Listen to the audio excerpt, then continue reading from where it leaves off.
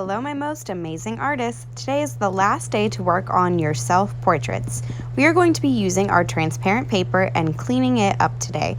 That means that there's no more painting, and you are going to use an art wipe to make it nice and shiny and crystal clear, just like you were cleaning glass, because this was a reverse painting, so we painted on the back. That means that you might have had some paint smears or splatters along the way, so I would take an art wipe carefully around the edges where you might have gotten some smears or paint splatters where you did not mean to put them. I would go ahead and wipe those off. It might take a little bit of pressure because this is acrylic paint. You might have to actually use your fingernail on that art wipe to get it off. It might take some chipping away, but be careful, don't accidentally wipe off any of the paint that you did mean to be there.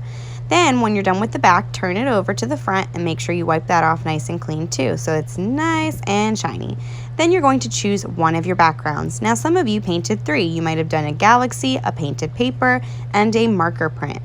If you have more than one background, you are going to choose the one that looks best by hovering it over top and deciding which one really makes your self-portrait pop the most and what makes it stand out. The black paper doesn't really go with my theme and it doesn't really make it stand out, so I'm going to eliminate the galaxy. I'm going to go between these 2 bright prints to match with my bright colors of my self-portrait because it's colorful like me. I'm going to decide that this one looks the best because it's a little bit simpler and makes the things in my background stand out the most. We're going to be using double-sided tape to tape our portraits on the back. Double-sided tape is double-sided, so you do not need to make a tape ring. You just need to carefully pull off a piece of double-sided tape and put one in every corner. That means that you'll have 4 pieces of double-sided tape. You can also put one in the middle as long as it doesn't show. The point is to hide that tape so that we don't see it, to look like it was all part and painted on this paper. Now you'll notice that your background paper is a little bit bigger than your transparent paper. That's supposed to happen. I would make sure that you don't have a floating head by lining yourself up near the bottom. By lining yourself up near the bottom, you won't have that floating head that we talked about. I would go ahead and make sure that that extra paper is at the top. When you hover it over top, make sure you line it up evenly because if it's off center, it will not fit in our photo frame or our picture frame for our art show. That's why we are using a paper that's a little bit bigger because that's the exact size you need for the art show.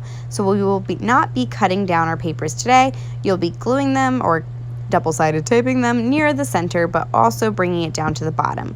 When you're all done, you're going to sign your name in the bottom right or bottom left corner, wherever there's room. Please use a Sharpie to do that.